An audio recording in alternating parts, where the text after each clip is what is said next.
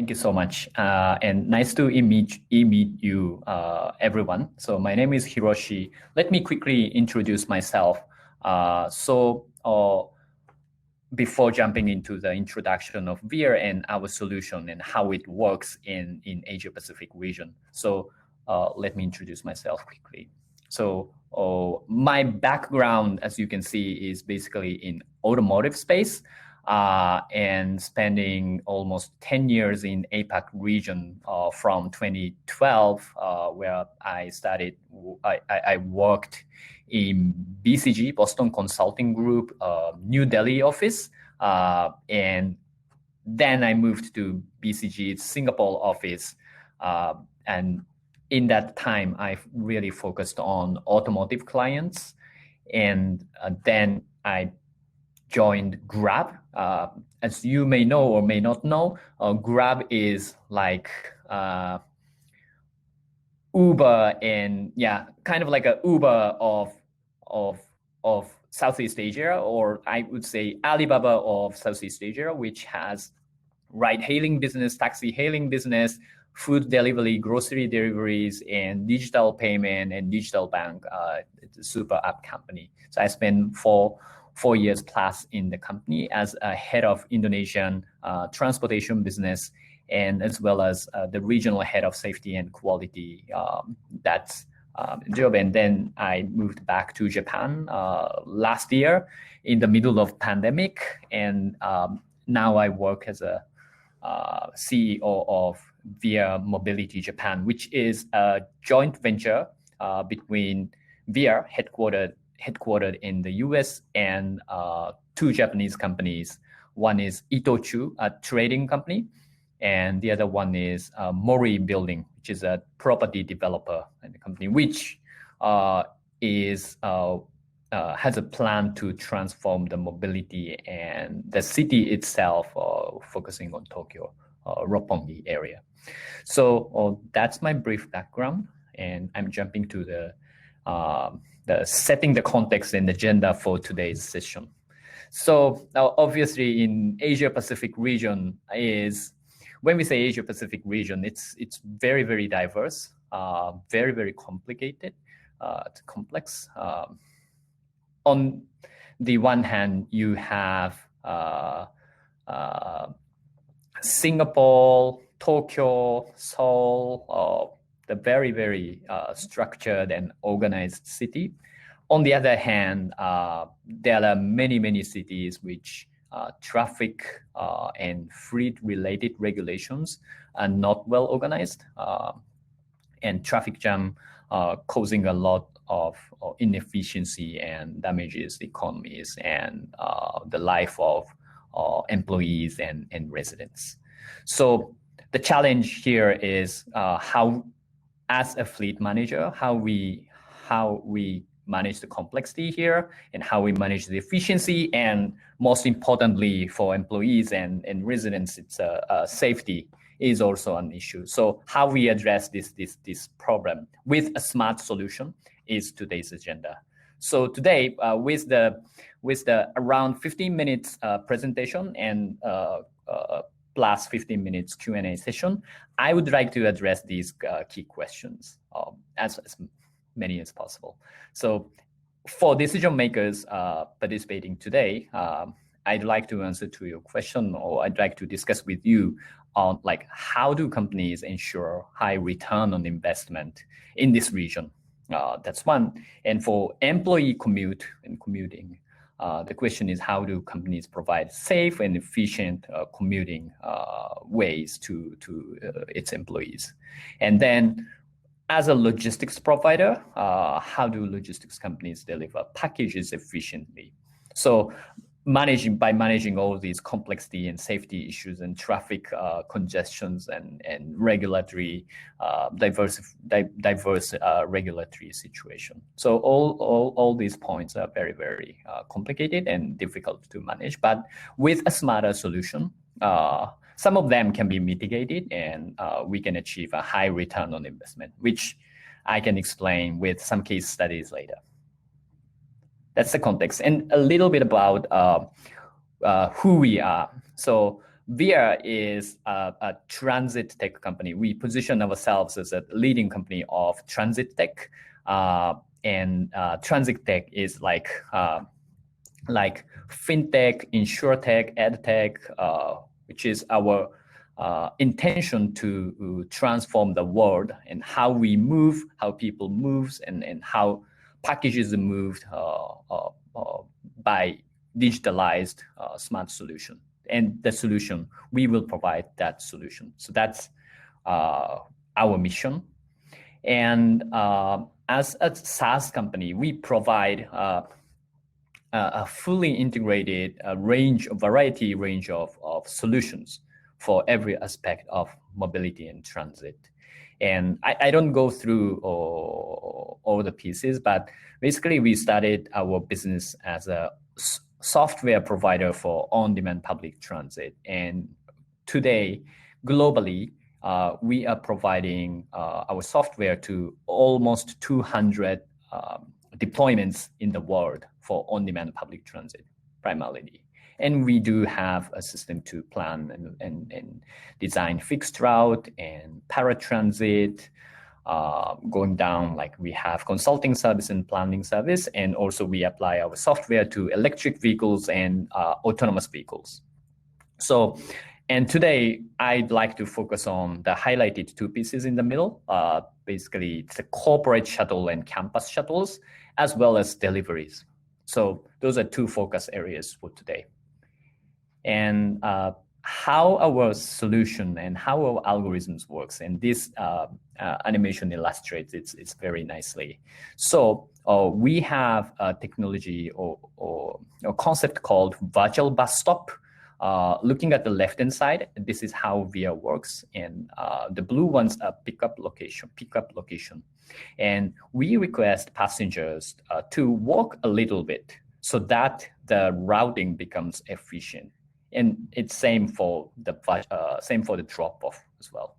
And looking at the right-hand side, where cars and vehicles and drivers are going door to door on pinpoint basis, and exact locations for pickup and drop-off are same on left-hand side and right-hand side. But as you can see, by requesting people, riders to walk a little bit, we create more efficiency. And this is really, really important for Asian Pacific regions, whereby the traffic jam is really, really in a crazy situation. So this is a core part of our technology and the core part of our solution. And we provide this software to various innovative private organizations. On top of this, we have a bunch of public companies and public transit operators and cities which we provide our software. But today we focus on private companies, and Google, BASF, Daimler in Europe and the US, and in the Asia Pacific region, Itochu, the trading company in Japan, and Go Ahead is a Singapore-based bus operator, and Aizu Bus in Japan. We provide software for them. And I'm going to quickly go through some of the case studies we have in this region. So Go Ahead, this example is a Singapore employee commuting in Singapore. So Go Ahead is a bus operator. It starts the bus operation in early morning, and they needed to have a very efficient way to let their drivers commute to their bus center in the morning. And we provide the software, and drivers need to enter their requested time to commute based on their shift. And based on the bookings we have, we create the routing and the flexible and dynamic routing so that if most efficiently bring the employees to the bus location in the morning. So that's the solution we provide, and 600 rides per week, 100% on time because of our efficient software and algorithms. The second example is employee commuting in Greater Jakarta, which is going to be started very soon, next month. So this company is a trading company which has 150 employees. And today they are running 24 vehicles for employee commuting. But to be more efficient and to be more smart, to improve the return on investment in this region, they are planning to reduce the number of vehicles to 15 to 18 by leveraging our software. And our simulation showed that it is very much possible. And we showcased the left-hand side, right-hand side. You can find the screenshot of our simulation tool, and which showcased that how we can improve the efficiency. So we are going to start this pilot very soon. And then next one is an example in Japan, in Tokyo. So Itochu has 2,000 employees in Tokyo headquarters, and this is to provide commuting and the way for employees to move around for business meetings and the consumer events in the daytime.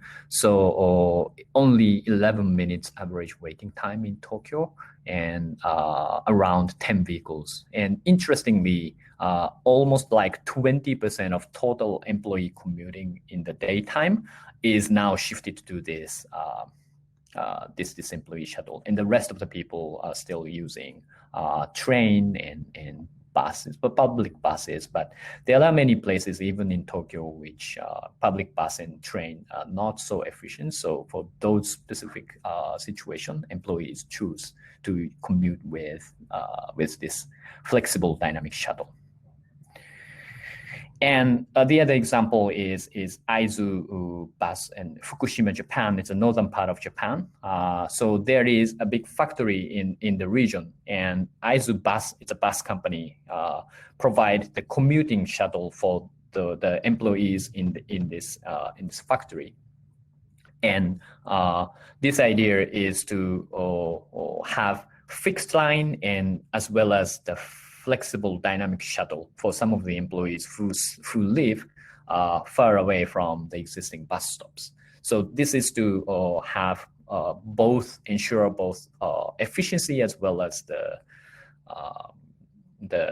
utility for employees.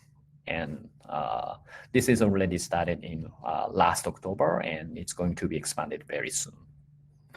And the last one is slightly a different angle, which is a logistics company's last mile delivery business. This logistics company is going to start a large scale last mile online delivery business. And depending on which regions you are joining from, for US, it's quite similar to Instacart, and for China, it's Alama and Meituan.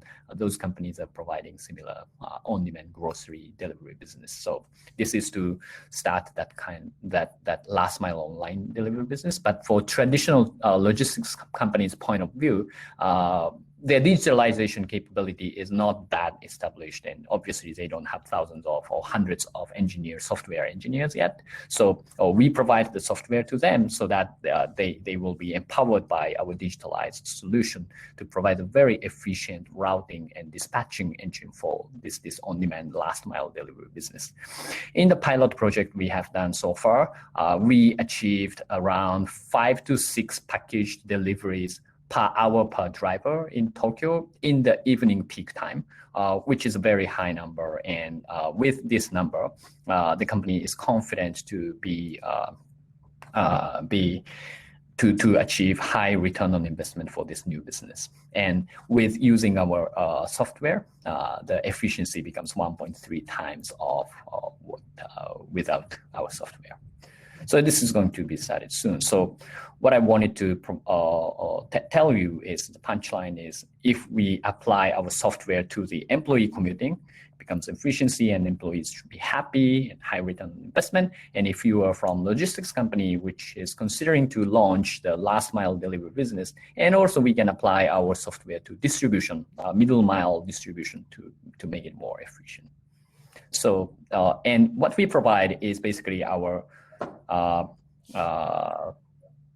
branded white label consumer app, which we can design the surface and colors and everything to customize to your company.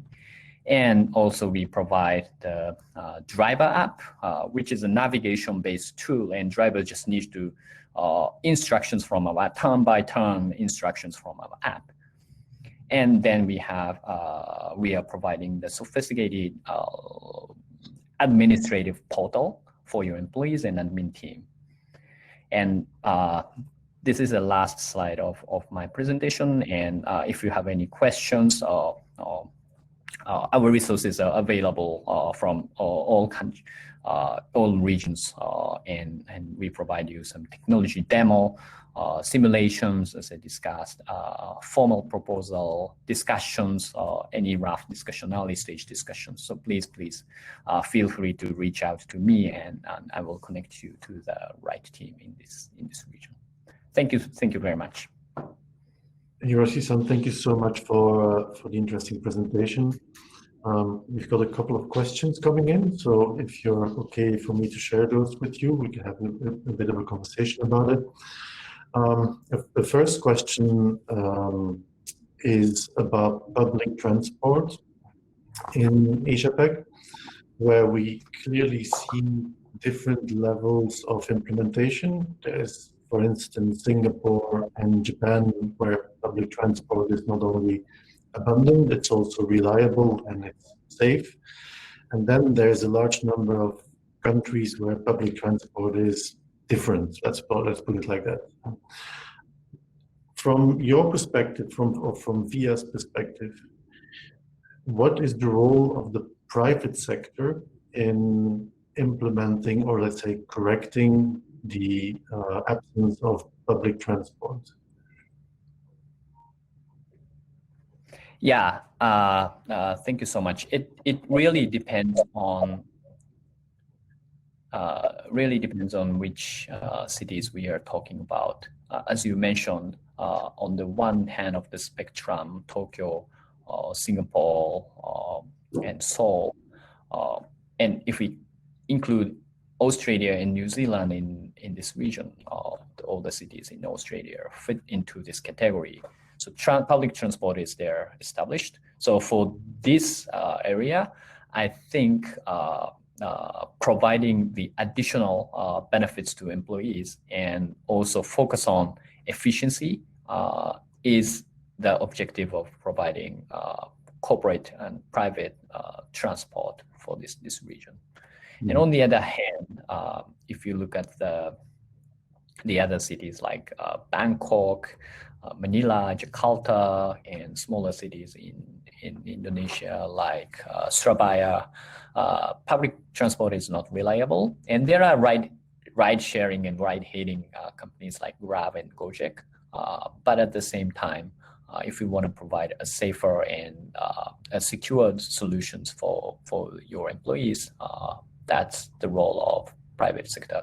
As I explained in the Jakarta example, the company has 150 employees and providing 24 shuttles for employees to commute. So that's the role of private sector.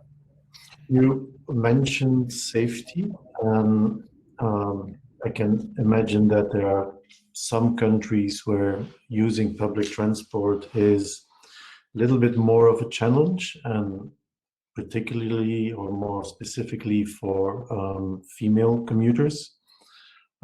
Is that also something that, is it also one of the questions that you receive from your customers? And what kind of recommendations would you give to corporate fleet clients who are looking into providing safe commuting solutions to their female coworkers?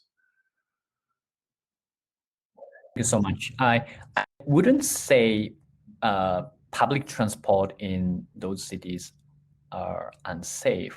And in fact, the safety has been improving thanks to the strong support from the government and cities. And also, if you look at ride-hailing companies like Grab and Gojek, they have been really pushing hard to improve the safety.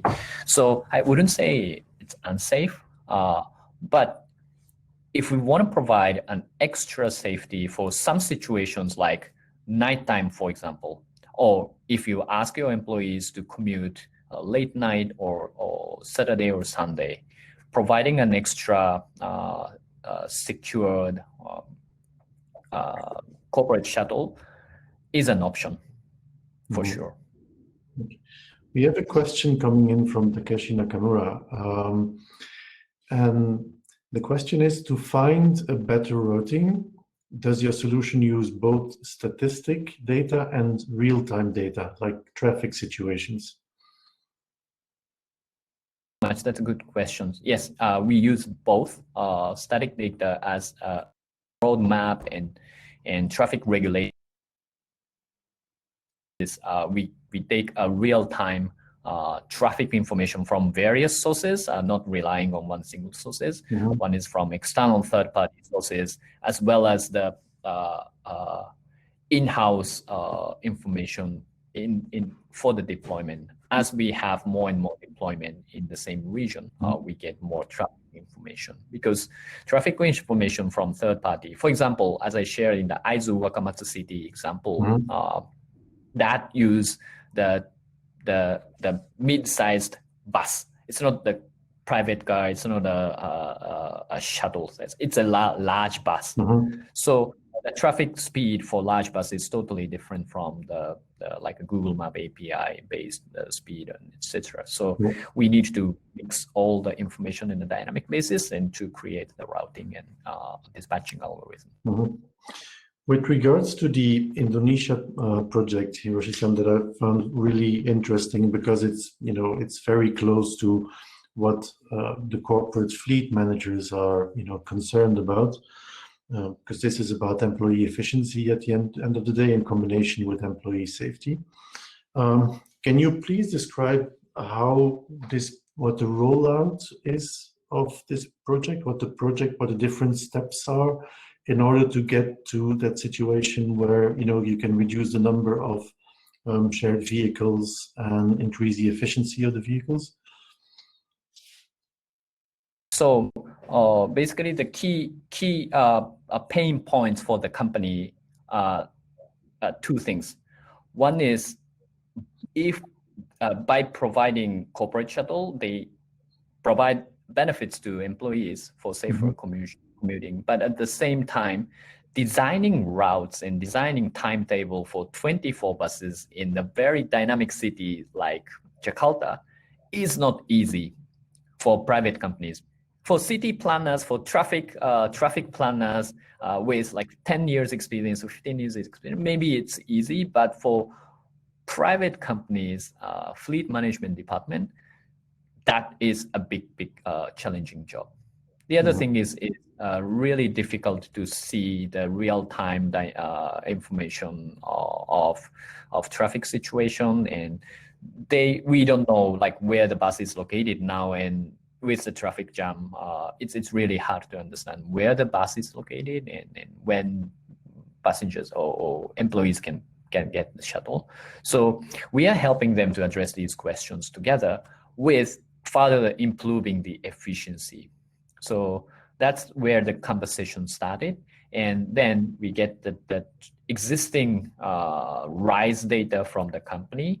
And we run the simulation multiple times to see whether we can really improve the efficiency. And then we come to a conclusion that, hey, you're running 24 vehicles with our solution. You guys can run with 18 vehicles, 15 to 18 vehicles. Let's test a pilot for 1 year and then see how it goes. So that's the company. Yeah, so there's a proof of concept included in the entire rollout. Okay. One last question from me personally. I've been following VIA for a long time. I get the email updates. We see that you guys are expanding massively in the region. Can you tell us a little bit more on what the focus countries are and will be for VIA? Thank you so much. So we are expanding. So our main market globally is basically US and Europe, but now the rapid growth is coming from this Asia Pacific region, including Australia and New Zealand. And in terms of public transport, our customers mainly Australia, New Zealand, Tokyo, and Singapore. As you mentioned, those are the cities which have more advanced and established public transport. And in terms of private, we are expanding and aggressively investing some of the discussions in non-traditional public transport-oriented cities like Singapore and these cities. So that's why we are starting the pilot project with a trading company in Jakarta. So all in all, we are targeting both types of cities. Yeah. Okay. Well, Hiroshi-san, thank you so much for your time and for the very, very interesting presentation.